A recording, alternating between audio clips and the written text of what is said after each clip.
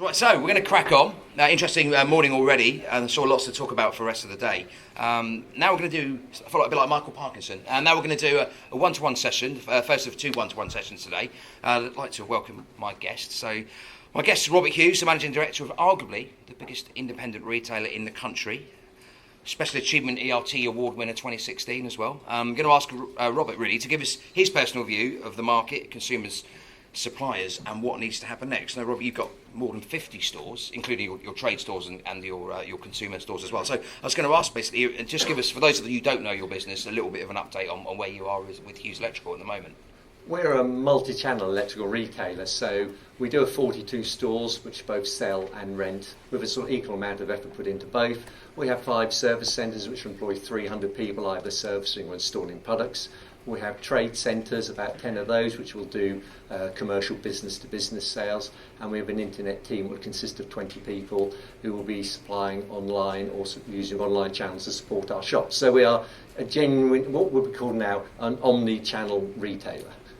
Okay. So before we met today, I asked you to send over 3 bullet points on what you think independent electrical retailers should prioritise, so their kind of strategies and what you think they should do. We're going to go through them. We're not having much PowerPoint today, but we have got some. So the first one you sent through, you said you need a fully formed online strategy that supports and complements your shop activity. You've just used the phrase omni-channel. We've heard omni-channel. It's one of those buzzwords. It was called multi-channel, then omni-channel. You know, what does it all mean? It's a nice marketing speak, but I want to dial down a bit maybe and find out what you mean by that and what multi-channel or omni-channel is.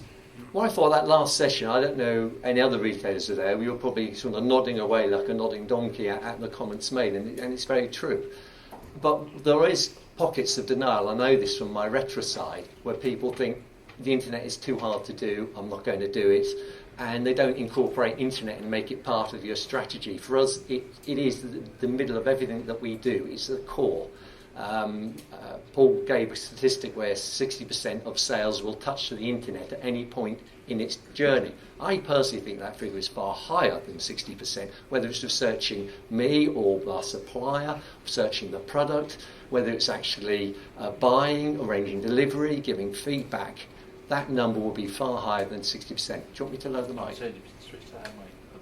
Yeah, we're going to move the mic over. It'd work with technology, eh? So for someone such as ourselves, we need to use our marketing budget to break into that cycle. That's what we're doing different now than what we used to do. And if I go back 5 or 6 years... Sorry, but take that one off. We'll turn that one off. Okay. Take that one. Where's the thingy? Yeah, just turn it off. Smart audio is great, isn't it? Yeah. Yeah. There we go. Okay, is that clearer? Less feedback at... Okay, I'll carry on. Yeah, sorry about that. You have to make the web integral to everything you do. So when we go to speak to a supplier now, we want to speak as much about what their web strategy is, how they can integrate with us, how they can push customers to us, and how we can take parts of their website and make it work for us. It's a very difficult place. I heard Paul sitting here saying we need to get content from suppliers. At the very moment you copy suppliers' content on your product, you're going to have duplicate content issues and you won't be picked up by Google. So it's not easy to solve, but we all have to solve it. And for me, we spend 75% less money on traditional marketing now than we did 5 years ago. And that money is used to employ people to create content on Facebook content, on blogs, on advertising on those channels, because we have to break into that whole sales process. So if you haven't got a fully formed internet strategy that complements the shops, i.e. can do sales in its own right, but also supports the shop by taking customers to that shop or click and collect from that shop, then you're going to struggle in the future. And I think that future can be quite exciting. We spend a lot of money on IT so that our website knows not only what stock balance the shop has, so what is available for click and collect there and now, what is actually on a shop shelf, what a customer can actually go and see and demonstrate it. Because let's be clear, we all have to steal somebody else's customers. And we can do that if that customer knows they can walk into our shop and actually see it demonstrated. They may showroom us, but we've got the first chance to get that customer.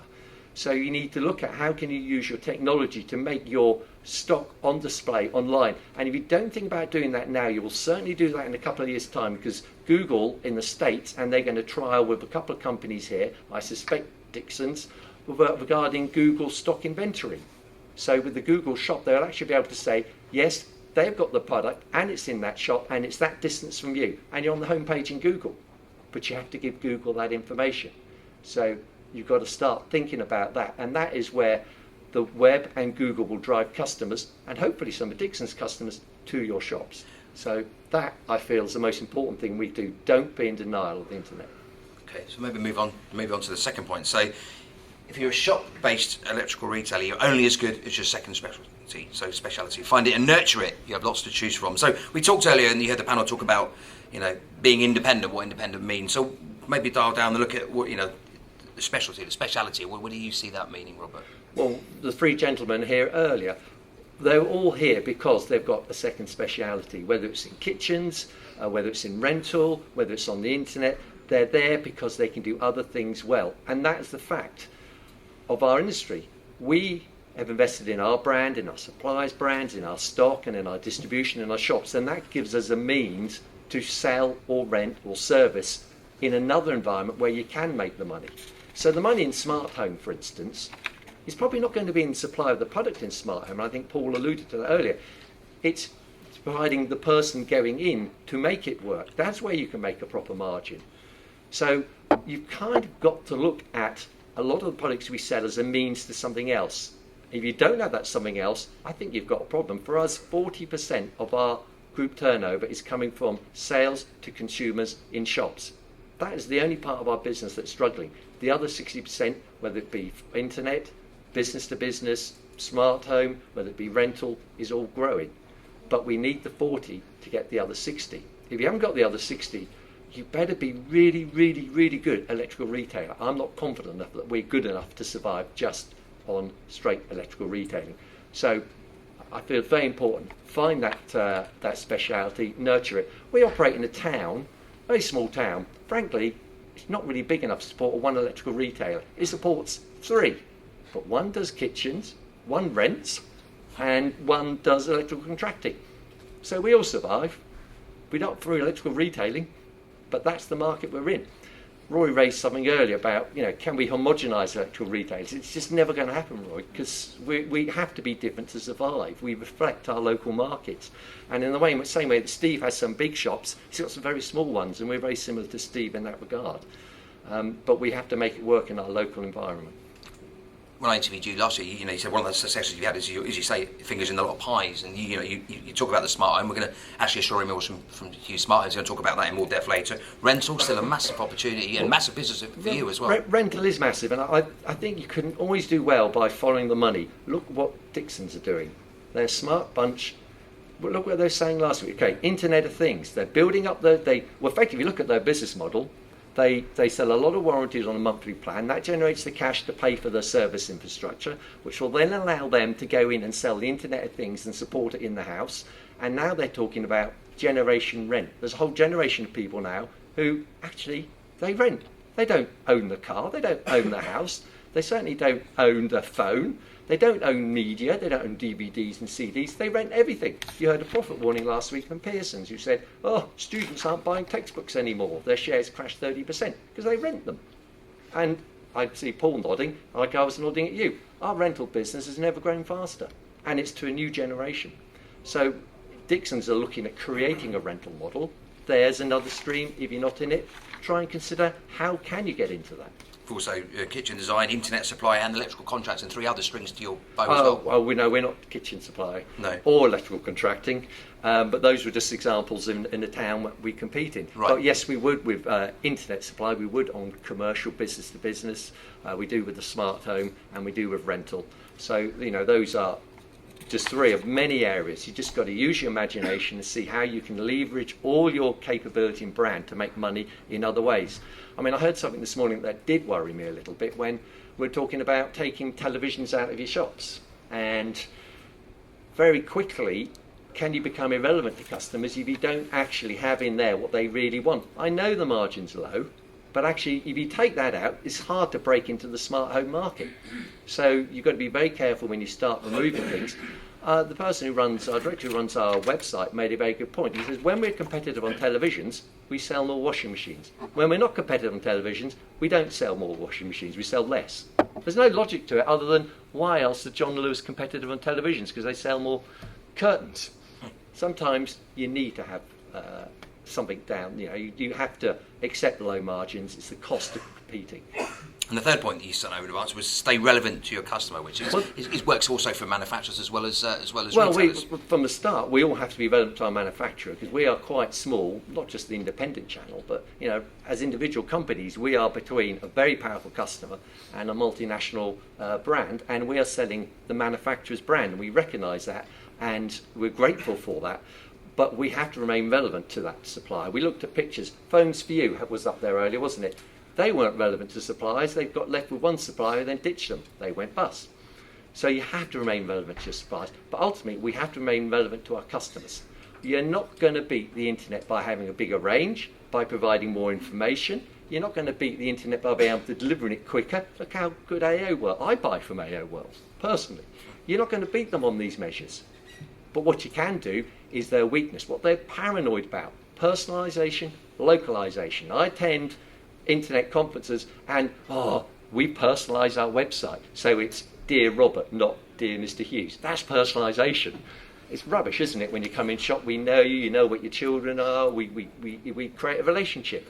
Personalisation, localisation, that keeps you relevant. A lot of people do not want to lose their electrical retail. I get letters from customers saying, please don't shut your lovely little shop in Southwell because I'll have to travel 15 miles to the next shop. They actually come to us. Second Home has come to us to buy their products for London, so we keep our shop open in the Southwell. So you have got a lot of power in that regard. So use it, personalise and localise, and I think, as Steve said, find a reason for them to come into your store by creating that theatre, that personalisation and localisation, and they will support you. But you have to stay relevant to your customer. I think it's a very big decision to take stuff out of your shop that people want to see and expect to see, and hope to replace it with a handful of GoPros or something like this that actually is relevant to a small number of people, but most of that is often bought online. So think hard before you get rid of some of those really big sectors. And relevant to people, a lot of us independents, why are we relevant to the under 30s? I said it earlier on, you can be relevant to under 30s, you can rent. The vast majority, well, not vast, 40% of our rentals are to younger people. And that's growing. And it's quite hard for a lot of us independents to be relevant to young people because we think, they all go and buy it online. You can just think how they think, market how they look at, market yourself in channels they have, and you can do it. We talked about staying relevant, and we looked at these kind of some of the markets, the key product markets at GfK, and you talked about like GoPro and things like that. I mean, where do you see the kind of next area maybe for you guys in tech, or do you think, we saw the figures for turntables, we saw the figures for smart audio, for, is that an area? Well, they're very small. I mean, you've got to admit that first of all. You look at £27 million and you're not going to make money in turntables. So that does not replace taking tellies out of your shop. But they are areas of growth. I think the interesting thing, the dynamic that we all face at the moment is the thing that most of us have never faced, higher prices. Dramatically higher prices. I can see Roy nodding because CE, it's just how do you manage price decline? And for the very first time, a lot of us retailers think, how do we manage price rises? At the same time, we're going to have to manage, because of the storm clouds that Paul showed, a squeeze on disposable income. Customers will actually have perhaps the same sort of income as last year, but they have to prioritise food, they have to prioritise petrol, and what's left, there's less to go on electricals. So I think as a company, we would actually be turning around saying, what are we doing different post-Brexit because of the price rises than we would otherwise do? Is saying we can't just have a big shop full of big tellies. I know Jason referred to that, but we haven't got, you can't make money in a lot of places we have just by focusing on the top of the pyramid. You're going to have to supply some of the people at the bottom of the pyramid, and their budgets are not going to stretch to a 1200 machine or a 10 kilogram machine, because their budget now will only afford them the 8 kilogram machine. So we actually have to think as retailers, can we introduce some stuff at the lower end just to stay relevant to them? Because we'll become irrelevant if we just put top end stuff in there, particularly in the environment we're going to see. And I think, as Paul alluded to, it's not just a one-year problem with squeezed customer demand. This problem is going to take 2, 3, 4 years to resolve.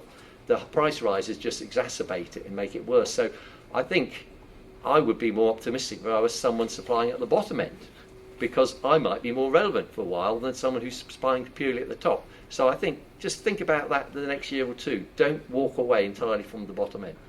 I asked other guys, the independents who are up here, where they saw the business going in 5 years. It seems an opportune moment to ask you, where do you see the future of your business going, and how does the industry need to work closer together, retailers and manufacturers, to ensure that that happens?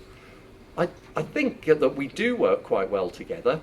I think manufacturers do owe it to retailers to try and help them send their online customers to that manufacturer. In the long run, it'd be great to have stock balances and all the rest of it, so you can do a proper start with the manufacturer, finish at the retailer, buy it.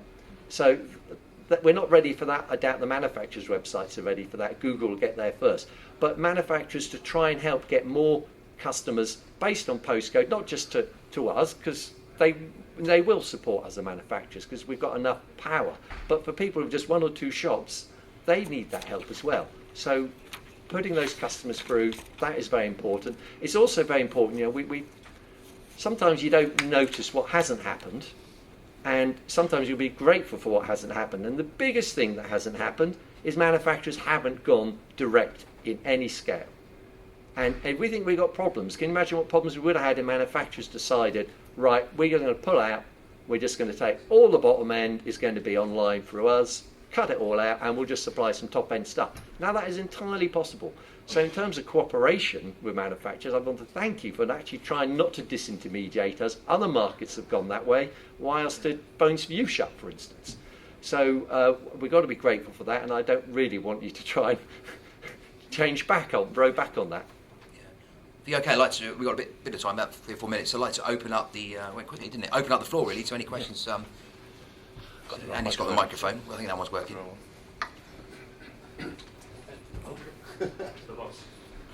Patrick Taylor, Taylist Media. Thanks for that, Robert. I thought that was very interesting. One of the questions that Sean asked the other 3 retailers that were up there were, how's the last 12 months been for you, and what is your outlook for 2017? Obviously, without divulging any classified information, what are your thoughts on the last 12 months and the next 12 months business-wise? I'm happy to be open about our business because I think we all learn if we share information, but I won't deny it, there has been pressure on consumer sales in shops. It isn't surprising to them because of, in broadly static market, as you've seen with growth going online, of course footfall's going to drop. So that has happened. Our shop sales have dropped. But we made up for that in terms of sales online, sales business to business, and then we've grown the business through the rental channel. So we've made up for it, so we're ahead. But if we were just selling to consumers in store, it would have been a very difficult year for us. And the year ahead, it's probably going to be more of the same. I see the rental side growing even faster. Because we're now on the 7th consecutive year of rental income increases in the rate of growth. So that's pretty impressive. So there's demand there. I don't see that slowing at all. I can see more footfall pressure in shops. I can see potentially more sales at the lower end, though we don't want to do it. It's going to have to happen because that's what the customer can afford. But we believe all our shops are profitable. We believe we will not be shutting shops. It's our aim to have that second speciality in every shop, good enough so it can stay open.